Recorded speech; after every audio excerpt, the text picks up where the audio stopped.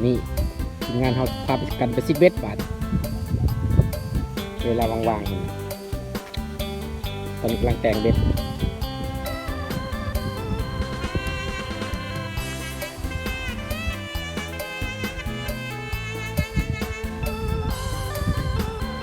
ดูสายน้ำเซมาเฮียงเนาะไปสวรรค์เขียดเด้อพี่นี่ครับไปหาปลาไปนี่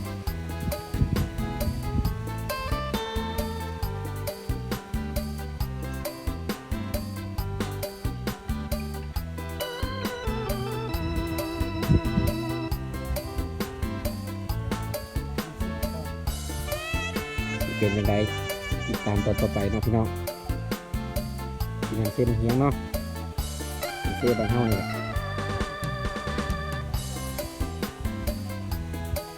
มีประเทศลาวเฮานี่แหละตรงไปไกลนี่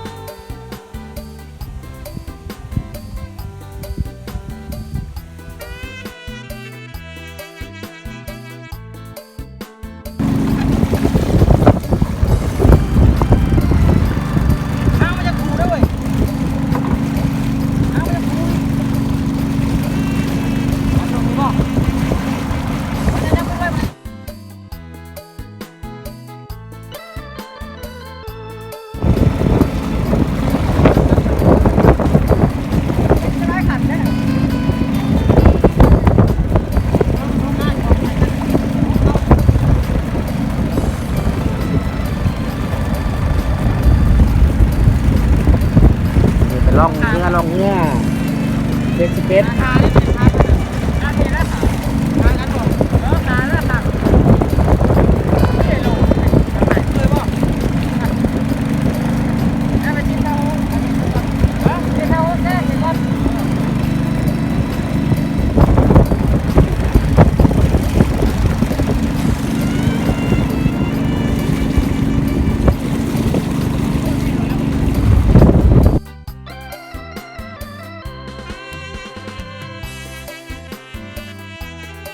ต้องสูงที่บอลลูกแน่ๆ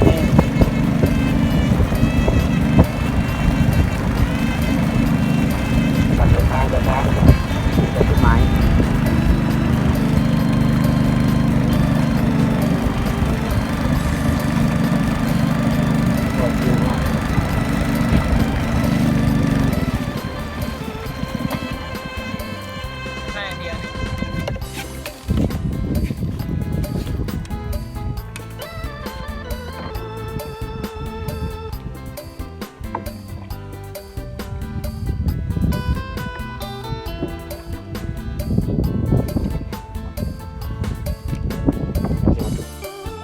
พี่น้องได้แล้วพี่น้องได้แล้วปรากฏพี่น้องปรากฏ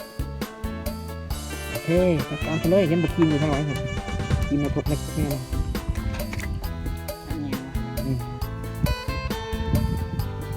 ปรากฏไงพี่น้องปรากฏไง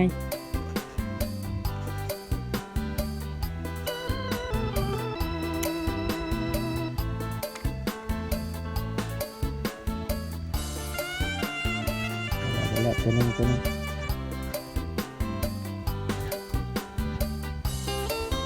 ฮ้ยน้ำนะ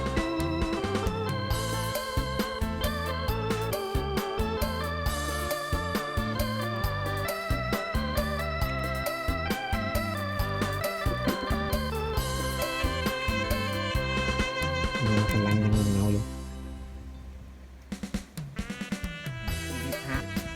หักบ่ตัวใหญ่ดีมันหักคาปากนี่นะ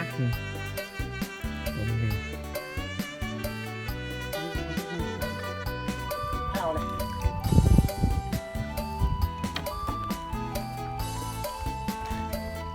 ครับ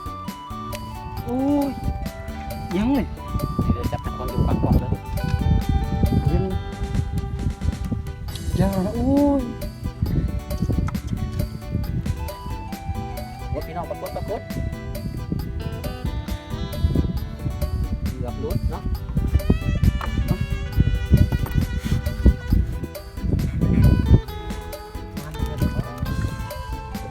ปรากฏไงพี่น้องปรากฏไงตัวที่สองแล้ว มาแล้วเห็นไหมตั้งสหายนั่นเท่านี้คือยังเงียบนอนรับแล้วบ่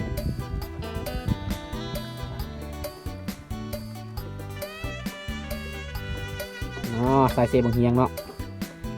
อันนี้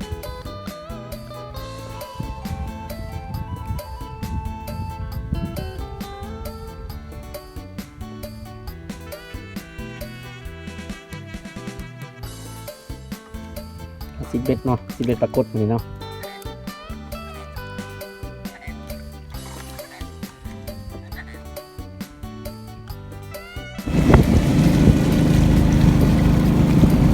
ลุยต่อไม่ลุยต่อเอา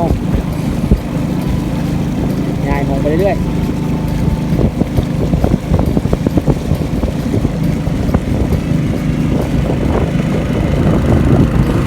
เนาะ11นี่เนาะเดี๋ยวเราว่างๆงานตัดง้อนี่ก็จะไปเห็นหน้าเห็นตา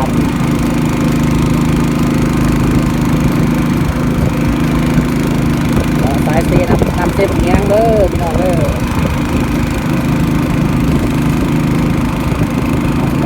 ใส่เลย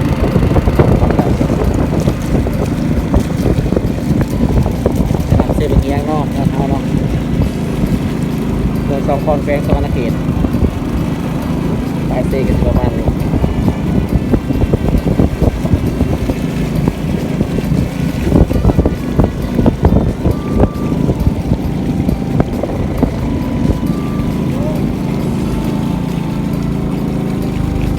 เจ้านี่เดวิ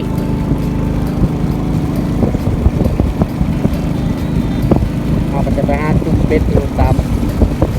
ปุ่มนี้เนาะ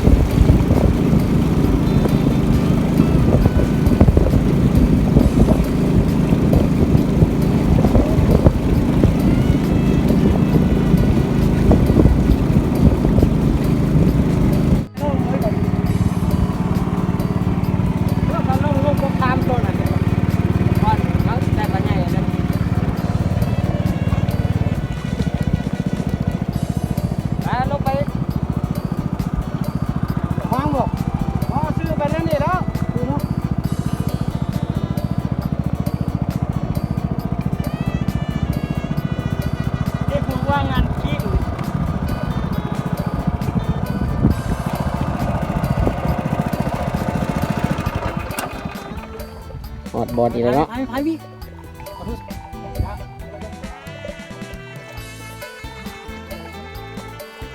มันจะมาสีแบบตูเป็นบุ้งอย่างนี้นะ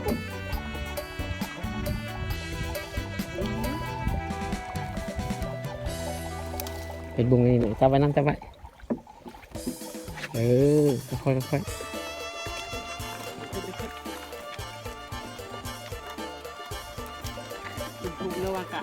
ผูกนี่แล้วนั่งผูกโรดนี่เอาตัวนี้ผูกก็ได้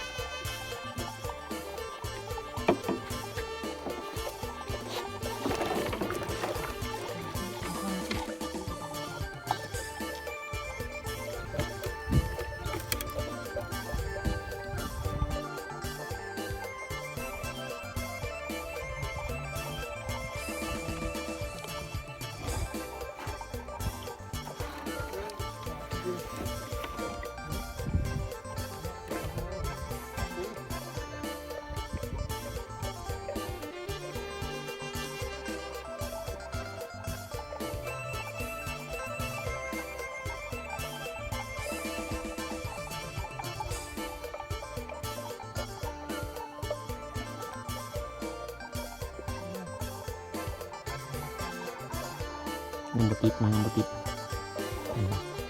ตอนนี้ปลากำลังตอดอยู่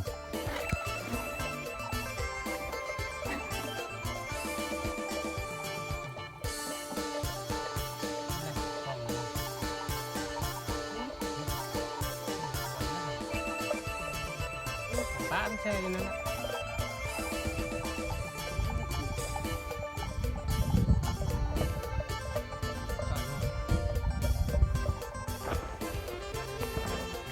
มาอีกแล้วพี่น้องมาอีกแล้วไม่ต้องปลดมันหลุดเองแล้วเกือบไปอยู่สุดยอด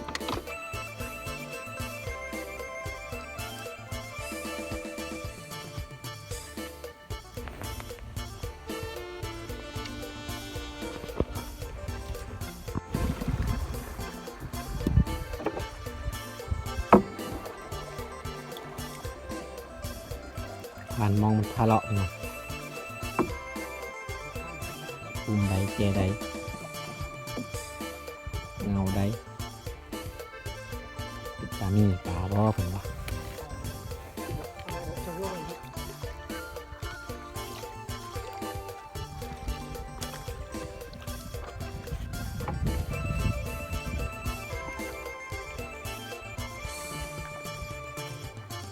เงานี่เนาะ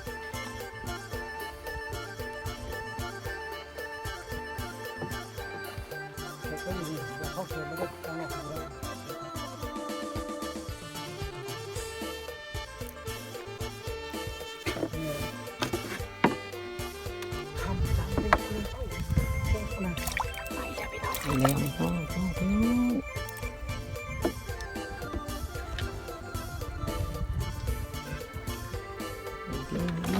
้องกดหนึ่งพี่น้องกดหนึ่งโอ้มวยปรากฏเด้อนี่เด้อปลาครึ่งหางแดงนี่เป็นหางแดงแม่นละปลาครึ่ง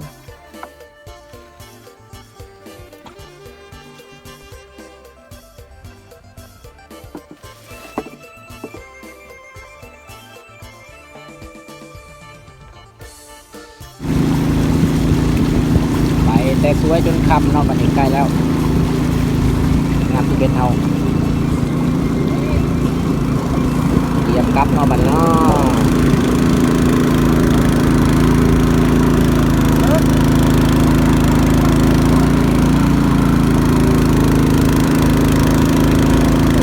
กับดาวโป่งตาตื่นว่าเอาแต่จากใดจากเท่านี้เท่าใดรอเอาจากจากใดเนาะตายแล้วก่อนคิด นำบ่ตื่นบ่